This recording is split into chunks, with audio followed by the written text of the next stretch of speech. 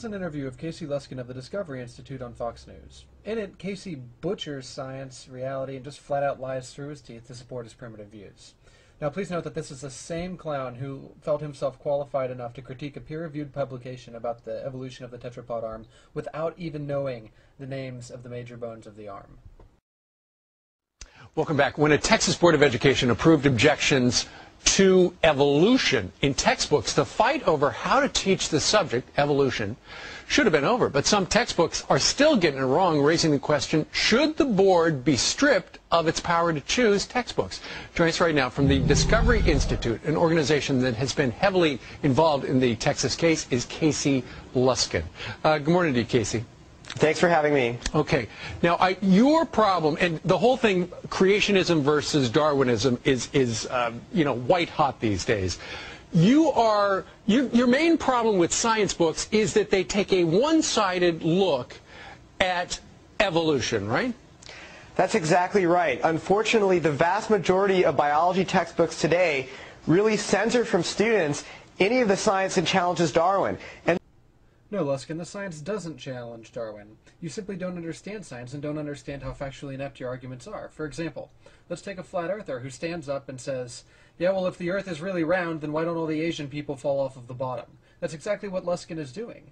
He's not understanding the arguments and therefore views the concept around earth, evolution, as being false because he thinks that he has this big hole. But again, his knowledge is so limited that he doesn't understand that those quote-unquote holes don't really exist.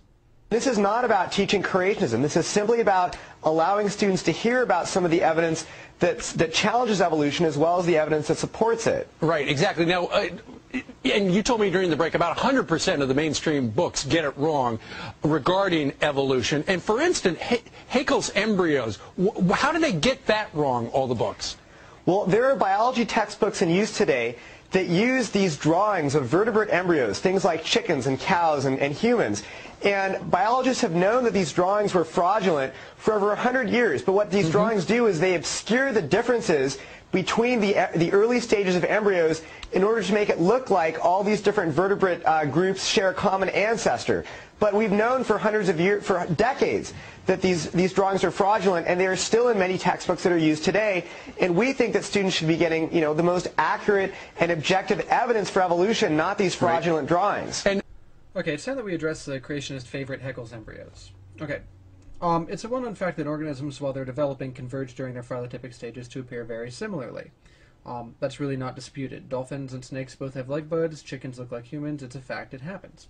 Now, what Haeckel falsely believed was that a vertebrate organism passed through different stages reflecting its evolution. So, for example, he argued that a human being would pass through a stage where it looked like a fish, then an amphibian, then a reptile, then onto the mammals that we are.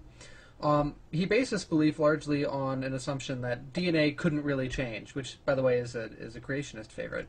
That DNA had certain constraints, and that the embryo was sort of locked into its developmental course, and that modifications happened in the adult human being, or in the adult animal. We now know this to be false. So what Haeckel did was to exaggerate these similarities to demonstrate his point. So think of a caricature, where the prominent features of a person are made much more prominent. Now, note that Haeckel didn't make any of these characteristics or similarities up. They are really all there in the embryos, and they are very similar. That being said, however, exaggerating them still isn't acceptable in science, which is why Haeckel's embryos are viewed the way they are. Note that the ironic thing about this is that Luskin is doing the same exact thing Haeckel did.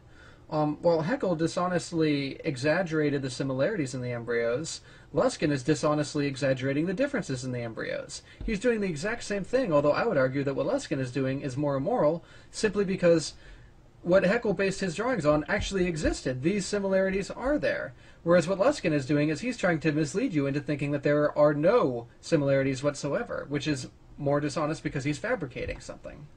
Also, for some strange reason, creationists seem to think that Haeckel's embryos are a major source of people accepting evolution, when that's simply not the case.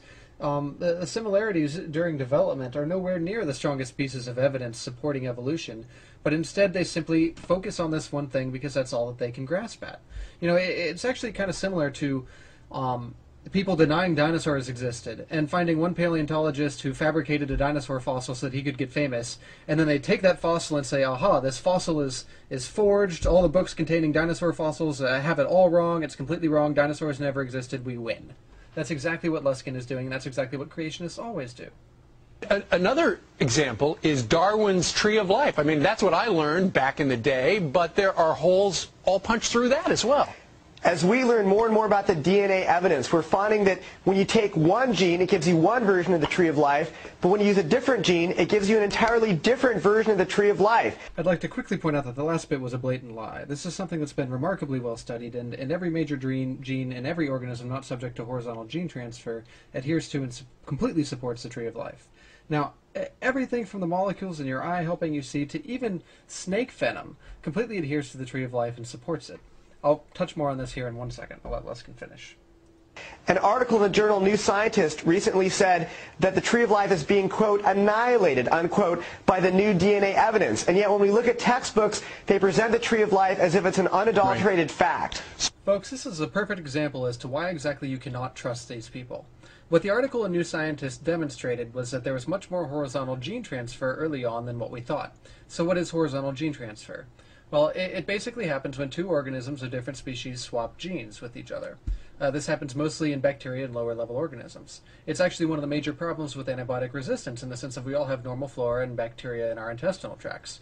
Well, what happens when we take antibiotics is that we select for our normal flora that are resistant to those antibiotics because they have the resistant genes. Now what happens later on when we get a pathogenic infection is that those resistance genes from our normal flora can actually be passed to the pathogenic bacteria, causing them to become resistant to antibiotics too. So what Casey Luskin is basically doing here is taking the example of New Scientist, which was that there's much more horizontal gene transfer in the lower tree of life than what we previously thought, and he's applying it to the entire tree, as if there's this murkying of the water between amphibians and reptiles and birds and mammals and things like that, which simply isn't the case. If anything, the article in New Scientist applied to the bottom 1/15th of the tree, where the remainder of the tree is perfectly intact. There is no horizontal gene transfer between larger organisms simply because that doesn't happen. Now, as far as why shouldn't that be included in the textbook, do you really think that it's appropriate to be telling a third grader, well, it's not really the tree of life, it's actually the web of life because there's much more horizontal gene transfer in far primitive organisms? No. Sorry, that's simply not appropriate.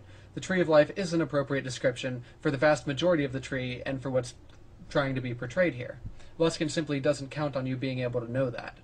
So what it comes down to for you is 100%, near 100% of the textbooks get it wrong. You're not taking a side whether evolution is right or creationism right. You're just simply saying if the textbooks are going to be teaching evolution, get it right because everybody's getting it wrong.